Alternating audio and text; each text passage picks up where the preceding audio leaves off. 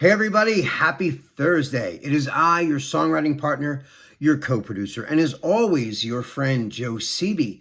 And happy Thursday, guys. And Thursday is part of our creative writing series that we like to call Picture This. Picture This is when I give you guys an image, a drawing, a painting. It could be, I go to Google Images, I find all kinds of images, from paintings to abstract art to whatever, and I present it to you, and your job is to write a chorus or a poem. I mean, like, if you don't think whatever. This is a songwriting class, so it could just end up being a poem that you wrote, but I want you to try, okay? So I want you to, this is when I show you a photograph, and then you have to write a chorus. It's got to rhyme. It's got to make sense.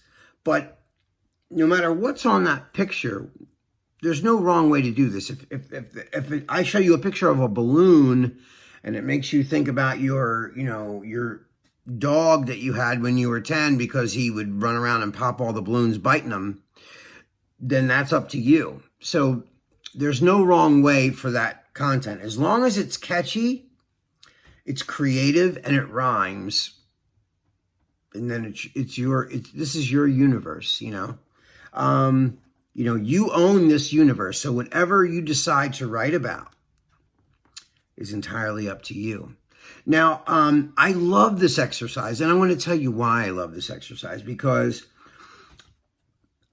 like everybody in the world, I don't care how creative you are. I don't care how many #1 hit songs that you've had in the world. I don't care who you are. Diane Warren, all the greatest songwriters on the planet, they get, sometimes they're just not feeling creative, and they need a push, a creative push to get them and their juices going so that they can write something that's creative. And I'm not always feeling creative. I say this all the time, and I'm going to say it every time we have this class, is because, maybe I'm tired, I'm exhausted. I worked all day I've been doing this, that, and the other thing. And now I got to be creative between the hours of 7:30 and 12 midnight, okay? Because somebody's coming over and they want me to write a great song with them. Okay, and maybe they have no ideas and they're waiting for me to deliver some sort of material to them, right? So, there's days when I just don't feel very creative, and these are little tricks to get yourself in touch with your creative side so that you can ignite it when you need to, because not everybody feels creative every moment of every day. So, there's days I'm tired, or, I just want to lay around, or, I just want to watch TV and veg out, like everybody. But then you look at your date book and you're like, oh no, I got a session today at 7. I got to turn it on. I got to, turn the jets on, the creativity jets, and get something moving here. So, anything can be any outside source, even writing with other people is so fun. I love it. I love when we were in class of performing arts, we'd be in a room. I could pull a picture up on the big giant TV screen in the front room, and or we have that big whiteboard up front, so we could start writing ideas up there, and all of us together as a group being creative. Just bouncing stuff off of each other is so fun, and so just a great way to do it. But, sometimes you got to be self-sufficient, and you have to be a self-starter. You can't rely on other people for your creativity. So a good way to get in touch with, this is the way I do it anyway. I don't know about everybody else, but watching a movie can do it for me. Seeing something on the news that's jarring, whether it's something bad, tragic, or something wonderful and a feel-good story, or, a scary movie, an action movie. Photographs really get me for some reason, because a photograph is only a still picture, and you have to give it movement. What I mean is, it's like a moment frozen in time. You don't know what's happened before the picture or after. So your job is to like create the before, during, and after. That's kind of like what gets me excited about it, is that we don't know anything prior to it. We don't know anything afterwards. So it's up to us to create the life that goes into, or the history behind the photograph.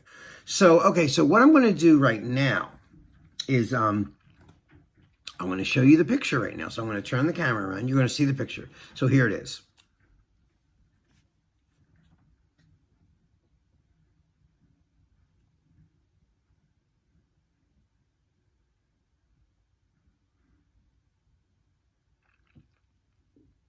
Okay, so there's the picture.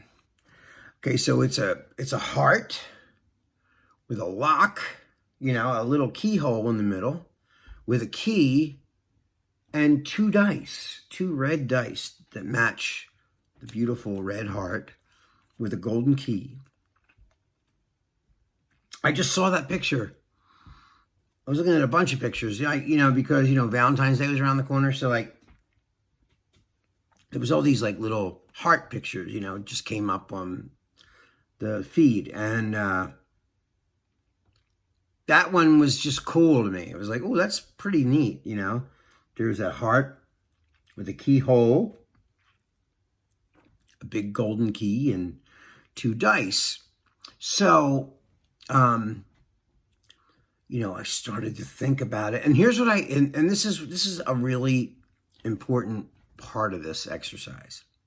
And I say it all the time, and I'm not ever going to stop saying this because it really is so important. This is an exercise where I want you to go in a room by yourself without anybody in the room with you. I don't want you on your phone unless you're doing research for this. I don't want you playing any Candy Crush or anything like that. I want you to really stare at that picture. And then I want you to act, as you're staring at the picture, I want you to start to daydream. And whatever's in that daydream, I hope it has something to do with what you were just staring at. I'm sure it does, Let your mind go. Let your mind totally go. Go way up in here and just really riff out in your imagination. I don't want you doing anything else. I don't want anybody to mess up your concentration. That's why I want you to go in a room if you can. If you have a room by yourself, shut the door. Put a couple hours aside. I mean it. Even an hour or two. Just put 2 hours aside for this project because you're going to need it. Okay? Then I want you to start writing down, based on what you're looking at, just start an outline and write down all the things that makes you think, that picture makes you think about, okay? Don't even worry about it rhyming yet. Just, I want you to write all the aspects, emotions, like write a little emotion column, emotion, like sad, happy, whatever, angry, bitter, regret, all those things.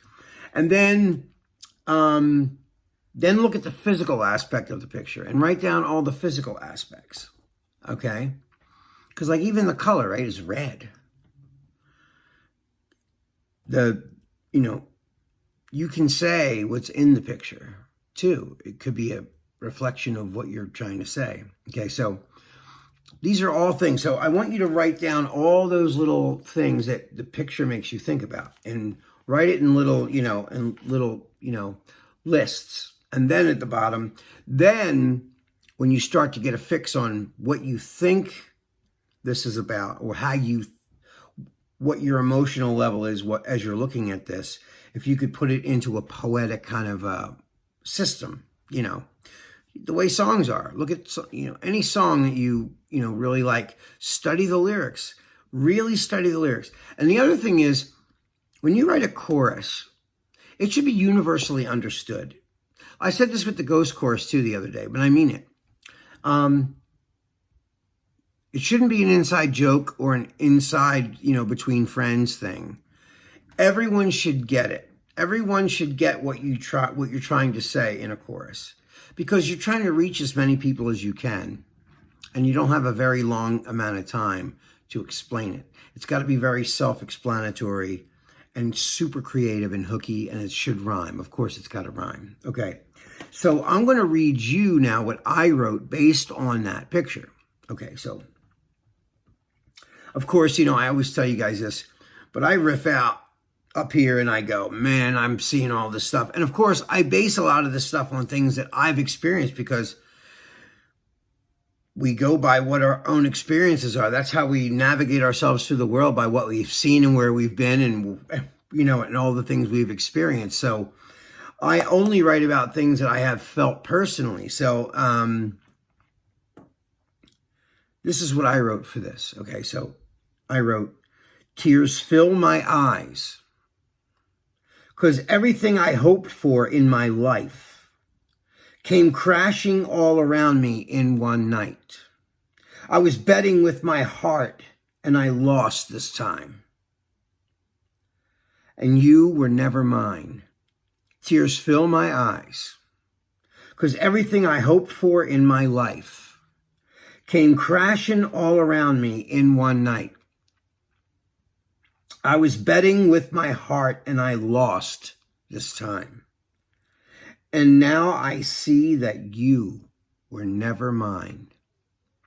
So, you know, when I saw the dice, you know, it reminded me of betting, gambling. You know, you're gambling, you know.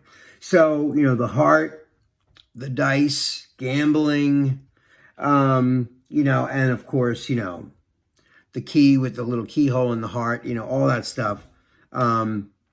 It's such a strong representation of, you know, when you lose at love, it's a big hurt. And that's why there's a key. You unlock that heart for people that you really care about, regardless if you get hurt or not. It's just that trust that you're willing to risk everything for this thing, but then you realize that you made a big mistake, and that hurt is huge, you know. So that is my words. And yeah, so that's it. That's my words. I can't wait to see what you guys write for this.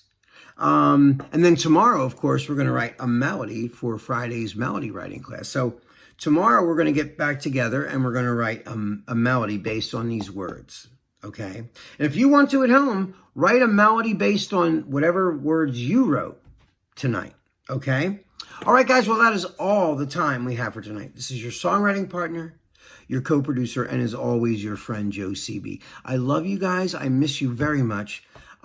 Be safe, stay well, and I'll see you guys tomorrow. All right. I love you guys. Peace.